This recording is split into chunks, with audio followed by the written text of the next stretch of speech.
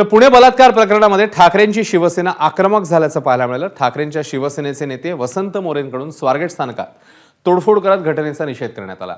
यावेळी वसंत मोरे आणि शिवसैनिकांनी सुरक्षा रक्षकांच्या केबिनच्या काचा फोडलेल्या आहेत।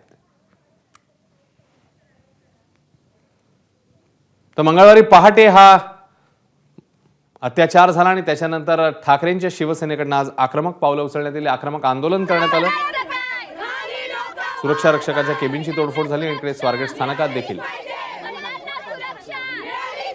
ठाकरेंच्या शिवसेनेचे कार्यकर्ते, महिला आघाडी यांनी आंदोलन केलं।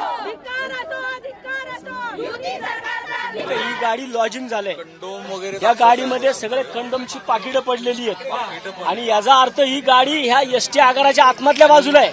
चादरी ही एसटी आगाराच्या आतमध्ये ही गाडी आहे, म्हणजे ह्या आगाराला चारही बाजूनी कंपाऊंड आहे आणि जर सुरक्षा कर्मचारी एका वेळेस 20-20 सुरक्षा कर्मचारी असतात, जर 20 सुरक्षा कर्मचारी इकडे असतील हे कर्मचारी काय झोपा काढतात का?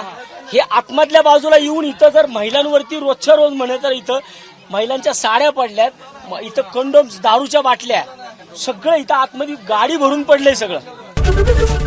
एबीपी माझा, उघडा डोळे बघा नीट।